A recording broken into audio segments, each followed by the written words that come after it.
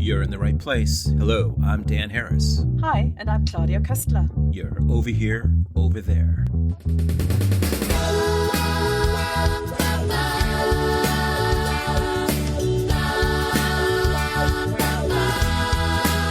Welcome to Over Here, Over There, a global conversation about how we see others and others see us. I'm Dan Harris.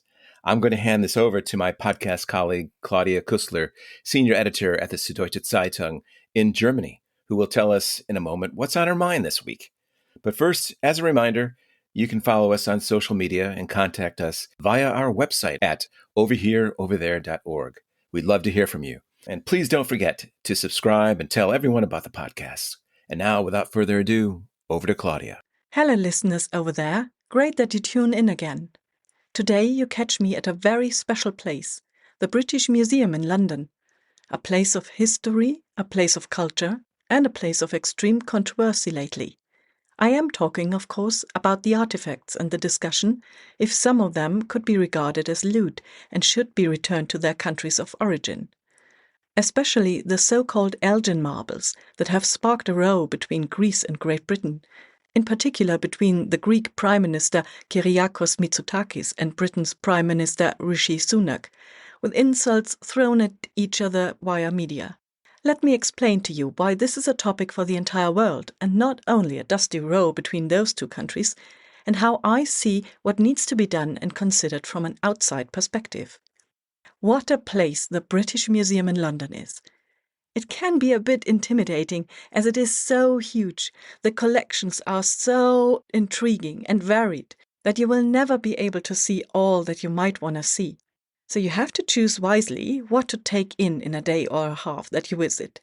The queue in the morning is very long, but luckily the personnel at the security checkpoint is very efficient and friendly. So once it opens the gates, things move quickly, and before you know it, you are in at the foyer, and that will immediately take your breath away with its architectural design. Oh, and let me give you a top tip. If you can do without a bag or a rucksack, you are whisked through security, so traveling light pays.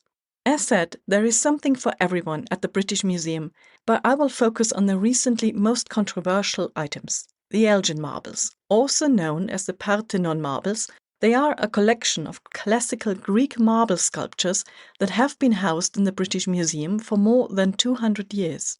The marbles were taken from the Parthenon in Athens by Lord Elgin in the early 19th century under controversial circumstances.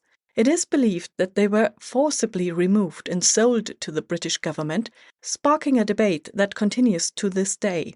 Many believe that it is time for these historic artifacts to be returned to their rightful home in Greece.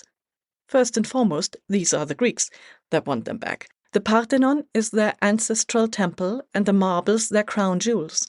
Mitsotakis referenced the separated marbles being like the Mona Lisa cut in half, but the British Prime Minister Sunak refused a cup of tea with him to discuss a possible return, and by this the row seems to become more and more frantic.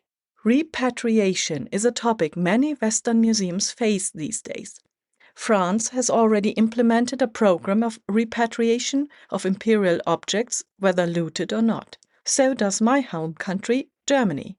But things are a bit different with the British Museum. This house is much more than just the Museum of Great Britain, just as London is much more than the capital of the United Kingdom. If ever there is a capital of the world to determine, the title would, in my eyes, definitely go to London. No place in the world incorporates the entire world like London does. And the British Museum is such a unique place that it can be considered the museum of the world's cultural heritage. So it makes sense that you can see those marbles and other artifacts in this place, as more people will see them there than in its original places, and hopefully seeing what the world has to offer will foster mutual understanding and appreciation. But especially when it comes to the Elgin Marbles, people do not see them complete there. Giving them back might be a precedent. But what an opportunity! If Great Britain can lead by example how to approach a much more global cooperation in how to present cultural legacies from all over the world, It will pave the way for something even more valuable than sheer possession: appreciation. So, Great Britain, the world, and especially Europe is watching you closely how you deal with this. The time has come for the British government to do the right thing, the decent thing, and the monumental thing that will lead the way for others. Whether it is to return them, maybe in exchange for other artifacts or replicas, or agreeing on a return, but keep showing them on a loan, the British Museum is not going to be empty or suffer. On the contrary, what might start with a cup of tea might strengthen the unity amongst nations, something that is more needed than ever in these times.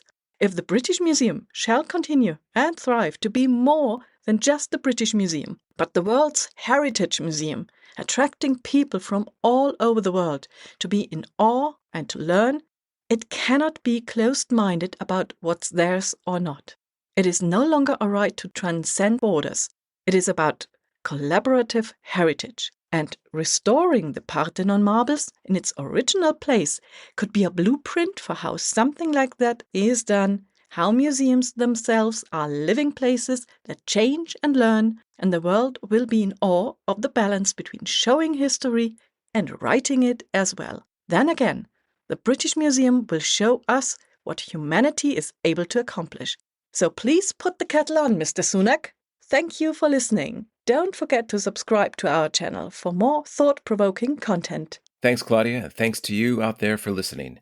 If you have feedback on today's or previous episodes, please let us know on social media and our website, overhereoverthere.org, where you can also find our Patreon page. Please don't forget to subscribe and tell good people like yourselves about the podcast. Until next time, thanks for listening to Over Here, Over There.